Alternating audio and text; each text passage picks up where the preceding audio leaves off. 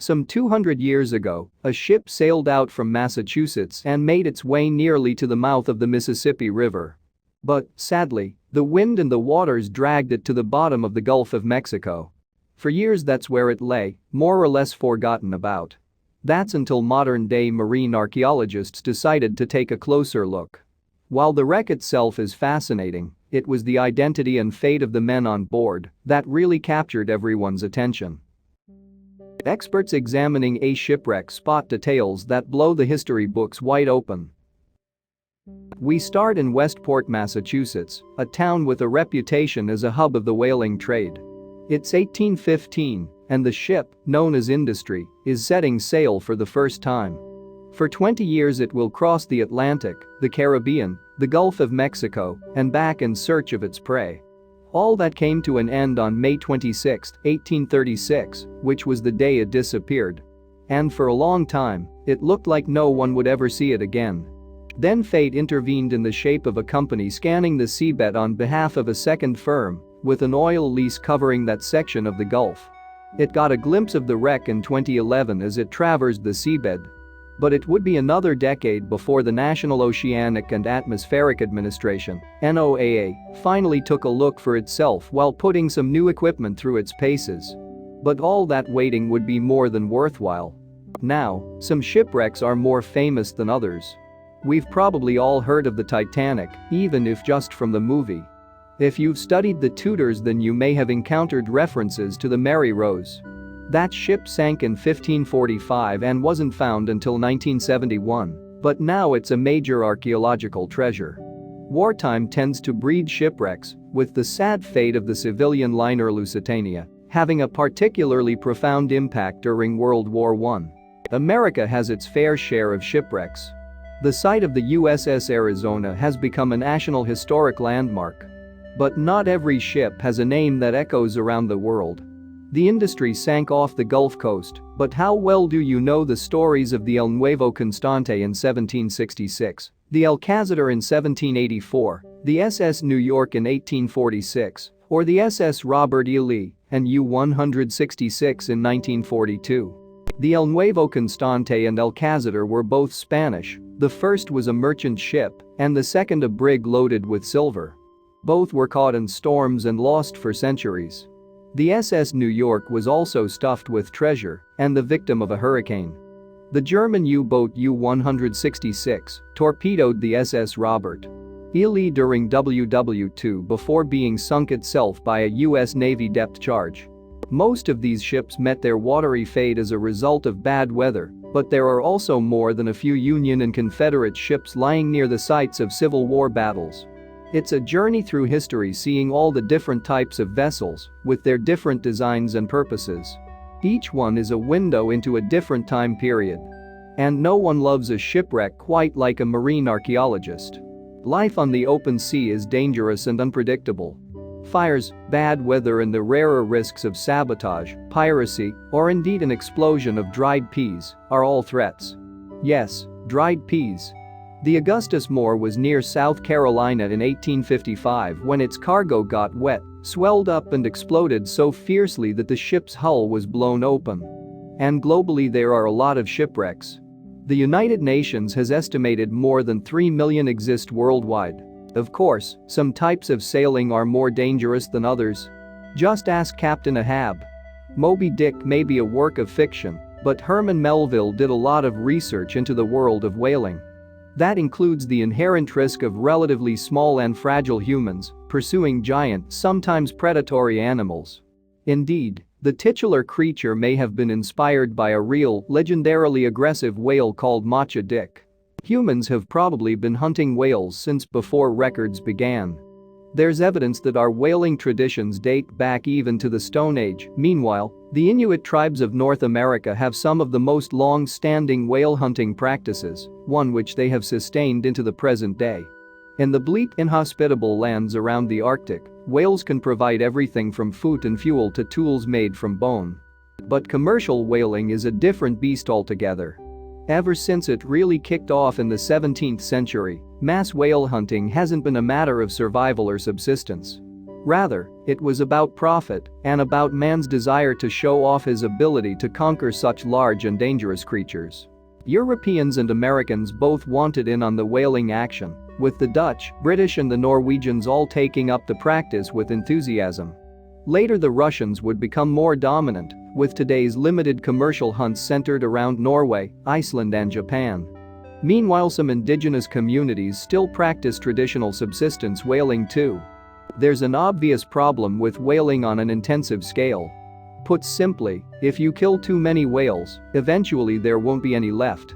As technology advanced to allow stronger and tougher ships, it was possible to sail into even more hostile waters and slaughter animals on a massive, unsustainable scale.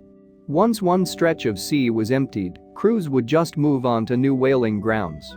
In the early days, smaller boats would launch from the larger whaler, each with a crew of between 5 and 7 men. They would have to throw harpoons by hand to spear the 50-foot sperm whales. Later, there would be harpoon guns. Then ropes could be used to prevent it escaping before a lance made the killing blow. The carcass would then be towed back to the ship to have all its useful parts stripped away. Eventually, people would realize that whaling was steadily pushing the species towards extinction, whilst vegetable oil and gas lamps removed the need for blubber as fuel. By the 20th century, whaling was dying out, but more powerful guns and larger, floating processing stations enabled increased efficiency. Whale oil came into fashion again, and it wasn't until the 1980s that a proper, worldwide moratorium was agreed upon. Even then, not all countries signed up. In any case, the industry had been sailing during whaling's supposed glory days. Between 1815 and 1836 it had made 21 voyages in search of its prey. While the majority of whaling activity took place in the wider Atlantic, Pacific and Arctic Oceans, there was still a significant level of activity in the Gulf of Mexico, where this ship plied its trade.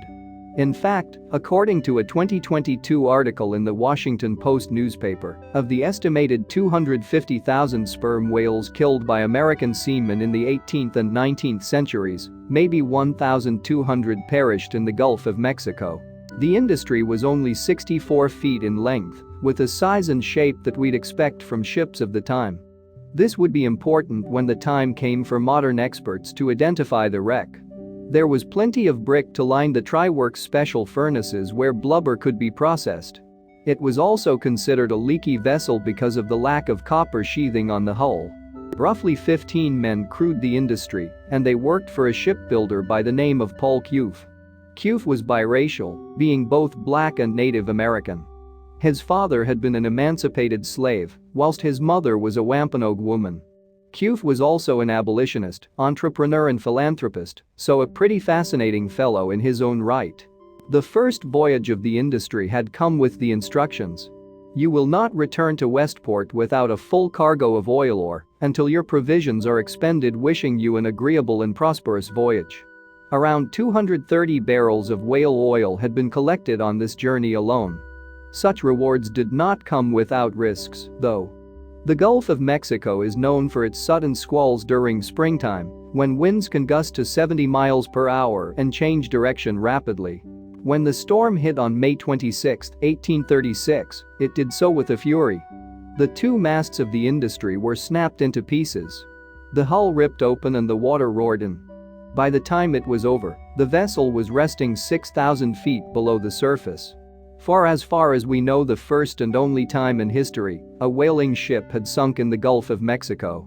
The next thing anyone saw of the vessel, it wasn't even the industry anymore. Rather, it was simply designated wreck number 15,563, that was the moniker assigned to it in 2011. An energy corporation had been granted an oil lease for that part of the Gulf, and a geological data company in charge of the survey had spotted the ship. Of course, at that stage it had no idea what it was or if it was important. It just made a record. That record was passed to the Bureau of Ocean Energy Management, BOEM, as was standard procedure. It didn't really care about some random wreck either. It was a partnership between the private archaeology firm Search Incorporated and the National Oceanic and Atmospheric Administration, NOAA, that would really bring the fate of the industry to light. In 2021, the NOAA had some new tech that it wanted to try out, so it asked a search archaeologist if he knew of a good shipwreck to explore. Dr. James Delgado was curious about the original report on the discovery of 15,563 because of the mention of a whaler's furnace. Remember, no other whalers had ever sunk in the Gulf of Mexico. He made his recommendation. Now it gets clever. The NOAA sent out a ship called the Aquino's Explorer, but the actual investigation of the wreck would be carried out from a distance. Dr. Delgado, his fellow search scientist Michael Brennan and a Bohm marine biologist by the name of Scott Sorsett watched their screens in fascination as a remotely operated vehicle was maneuvered around the wreck. Dr. Delgado was actually still in his home in Maryland. It didn't take long to figure out that yes, this was a whaling ship with a distinctive furnace, but there was another important question. What had happened to the crew?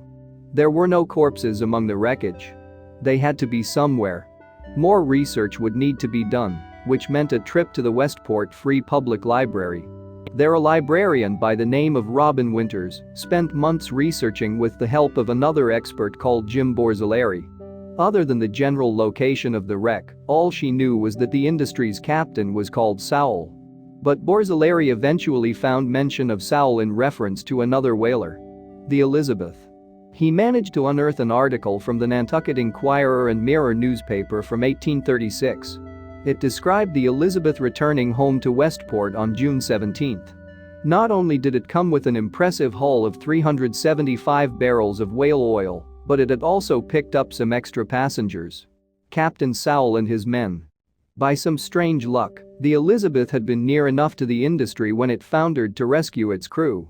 You might be breathing a sigh of relief for those 15 brave men, but it's an even bigger deal than you might think. It turned out that it wasn't only Cuffee, the owner, who had both black and Native American ancestry.